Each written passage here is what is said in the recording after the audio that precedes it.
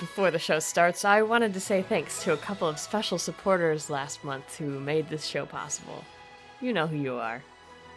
Right, now to break down the most requested animation so far, Reversal of the Heart. Dragons! We're into dragon stuff now. There's a good chance you've already seen this short film, but if you haven't, pause me and check it out before I spoil the whole thing. I'll get into detail about how Reversal of the Heart was made shortly, but I think the reason people love this video is actually because of the story. That, and, dragons. We can argue about the details of the story, but all we really know at the end of the video is that the woman changes her mind about who she loves, and the knight decides to accept the consequences of his actions, hence the title, Reversal of the Heart. Which is also a reference to the dragon heart jewel, and how it seems to have both a human and a dragon side to it. And the reversal can't be activated without using this big glowing crystal thing. Though, to be honest, the more I think about it, the more confused I am, because in order for the noblewoman to turn into a dragon and still be herself, the soul of the baby dragon must truly be dead. Otherwise, she'd have memories of its life when she changed, right? Yeah? But if that's the case, then why does the man turn into a baby dragon when he fuses with the jewel, and not an adult dragon? Unless the mother dragon used magic to trade his life for a new baby that has the same body but a blue heart and eyes, and it looks back, so it must remember something that happened, at least vaguely. Maybe? I don't know. It's not meant to be clear whether the new baby is a reincarnation of the original, or if it is literally the man, which would be kind of creepy. So be careful with your jewels, they could be blood diamonds. I will say that because of the animator's art choices, we're supposed to feel like the knight is evil. I mean, look at his face. And the dragons are good. Even though slaying monsters and taking trophies is pretty typical medieval culture. I mean, you've probably done it in a video game before, so don't give me that face.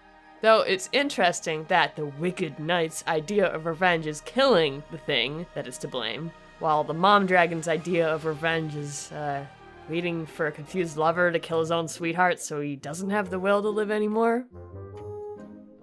Dang dragons and their non-interference policies. Just look at them all sitting around being judgy and not doing anything. Whew. Well, hopefully that clarifies the story a bit, or probably makes it muddier, I don't know, but it's really up to you how you want to interpret the video. The animation itself was made over the span of 2 years in Photoshop, Flash, and After Effects. The backgrounds are painted digitally in Photoshop. Like with a lot of animations of this caliber and length, the backgrounds are made by a separate artist.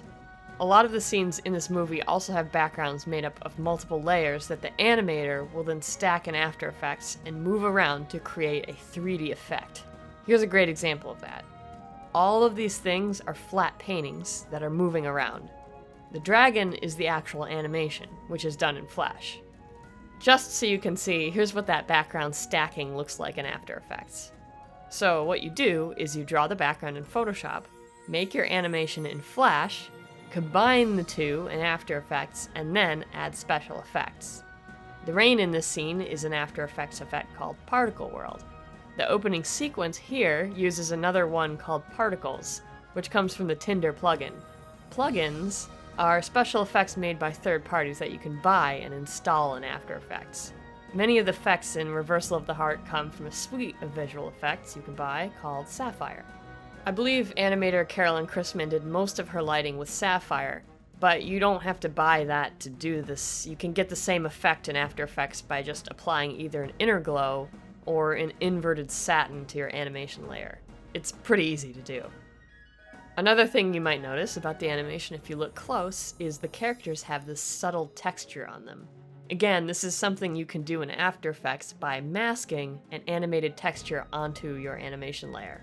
Simple, and gives it a little bit more depth than just this flat colors. All of these effects have a tendency to hide the base animation layer's issues.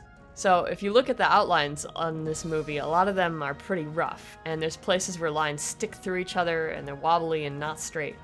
And the lines are like that, I'm going to assume, because of time. It takes a lot of time to go back and clean things up.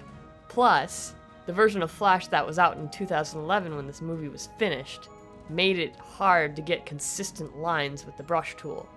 But anyway, the lines in reversal of the heart don't really matter because there's enough animation and effects to cover it up. You're not looking at a single frame long enough to see the roughness, and as long as the story and music are compelling, your brain is too distracted to nitpick it anyway. So, given the choice between never finishing the animation and finishing the animation but with rough lines, yeah, I don't bother to clean them up either. It can also just be a stylistic choice to leave them that way. If you watch some of Carolyn's other stuff, that's just how she does her lines.